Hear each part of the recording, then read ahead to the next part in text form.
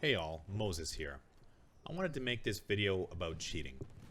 Cheating in Battlefield 1, or hacking as it's most commonly called, has been an issue since the day the game launched.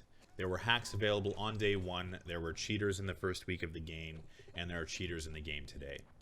Now, many of you may have encountered a hacker in your playtime, the guy who's teleporting around, headshotting you from across the map.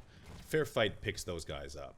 Now, if you don't know, Fair Fight is the anti-cheat system that DICE uses, and I'm going to talk about that a bit as well, on top of the reporting system that DICE uses for players to report hackers. What I would like to do first is show you an example of a cheater. And beyond that, we're going to kind of dabble in some of the darker areas, which is visiting a cheat forum and seeing just how accessible these hacks are. Now, as a preface to this situation and the video in general, I don't condone cheating. I think it's probably the worst thing you can do online in video games. It ruins the game for everybody. It adds no skill to yourself as a cheater, and ultimately it's just not an enjoyable experience. So what I want to do first is show you the type of cheater that really keeps me up at night, and that's the person who isn't raging, flying around the map, hacking obviously. It's the non-obvious hacker. It's the 52 and 5 guy who isn't blatant but is super fishy. It's the type of person that gets you every time you come across them, regardless of where you come from and the situation. It's that person you just can't quite pinpoint. So let's take a look. Now these videos are annotated, so I'll kind of let them stand on their own, but this player is using a wall hack. He anticipates where players are and toggles his aimbot to assist him when they appear.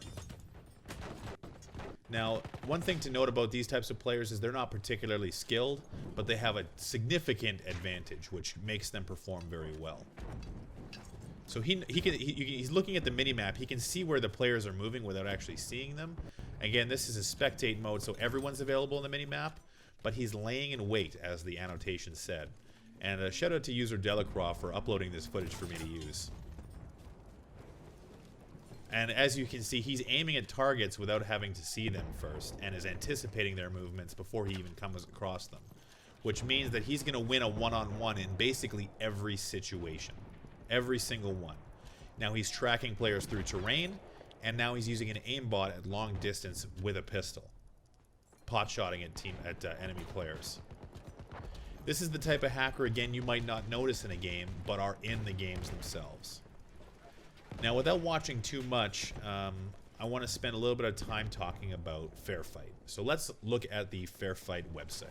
So here we are on the GameBlock's website, who are the proprietors of Fair Fight, DICE's anti-cheat for Battlefield 1. I have a section highlighted here which I feel is the most important aspect of Fair Fight, and that's this. Players' actions are tested against multiple statistical markers to identify cheating as it occurs. Now, what does that mean? That means that DICE and Fair Fight have set a threshold that anything above that would be considered suspicious behavior and would warrant review. So if you go over a certain score per minute, there's a likelihood that you're cheating. So there's two problems with that. A, it's not scanning hardware and software for hooks into the game, which is how hacks work. They're pieces of code that alter the game and how it functions. And then there's the idea that a certain numerical value has to be set, along with other markers, like it says. I don't know the full extent as to what they decide for markers and thresholds on the different categories, but ultimately a human has to make a choice, and then it puts all that information into a engine of some kind, and it says cheater or not cheater. So I want to flip over to the Battlefield 1 PC leaderboard. So these are the best players in the world. Or at least the best scoring players in the world. Now, one would assume, so let's pick this gentleman here. Or lady, I don't know. So Soltech here is at more than 1,000 score per minute. So that means that in order for Fair Fight to ban someone, they would realistically have to be scoring, let's say, 15 or 20% more than this number here. He's in the top 5% of the world in PC. That means that if you have a poor cheater who is playing with an advantage, he might not even be getting close to that score per minute, but he's affecting the game. He's affecting the game, and he's making life miserable for those who play in those games. He may fly under the radar because he's not matching that statistical output that Fair Fight is looking for, and that's a big deal. So when it comes to enforcement, where is an improvement available? It's the way that DICE implements their anti-cheat. I would much rather have Punkbuster or an ESEA type client scanning my system looking for hacks and have that intrusion and have the hackers be routed or, I mean, if we're really lucky, eliminated completely. But that's just not going to happen. And it's definitely not going to happen if we're using statistical markers to determine who's hacking. So I'm going to pause that there and we're going to move on. Here we are at Google. And I want to show you the availability of these cheats. Now, this is not meant to serve as a guide to how to get cheats, because ultimately the search terms I use are very, very simple, and the cheats themselves are, well, I'll show you. Battlefield 1 hacks, go. First page on Google here. We have many different sites showcasing the fact that they have cheats available. So let's pick the first one. Now, here is the Battlefield 1 forum on this website, and I want to show you the most important aspect here, and that's this. This is the page views on this thread containing a hack. 252,000 people have viewed this page. Now, given over the course of time, however long that might have been, maybe on average that's not a lot, but still, 252,000 views. Potential hackers have viewed this page here. Beyond that, an additional 30,000 people have viewed this hack. Another 37-ish thousand have viewed this hack. Now, they have wall hacks, aimbots, glitching, no spread, no recoil, but also this. They have threads dedicated on how to avoid Fair Fight bans and what triggers the bans themselves. And now, the one thing I did notice in looking through some of these threads is that these cheaters aren't particularly shy about what they do.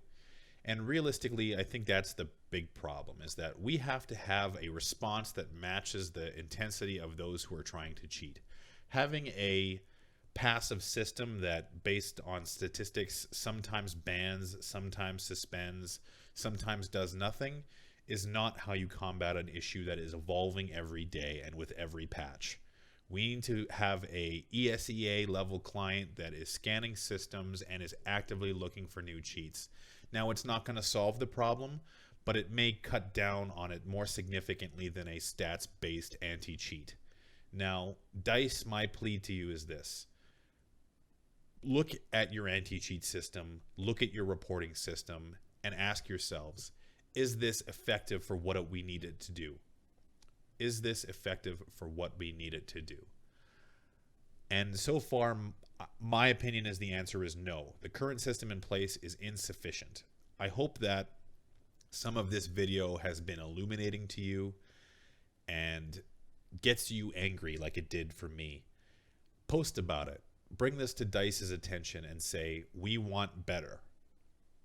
I'm willing to have a third-party program like Punkbuster or ESEA or whatever tool at my disposal to keep everybody honest. And that's a participation thing that if we're only going to be able to play on your servers with no admins that are actively banning people, we need the ability to know that we're all playing on a level playing field. So until the servers come around that we can admin ourselves, this is a DICE issue. So bring it to their attention. Again, thank you for watching this video. If you liked what I covered here today, please hit the like button on YouTube and subscribe to me. This is a one-off video and kind of impromptu, so I apologize for the way it was structured. But it's more of a PSA and to get the word out. So thanks again for watching, and I'll see you out there.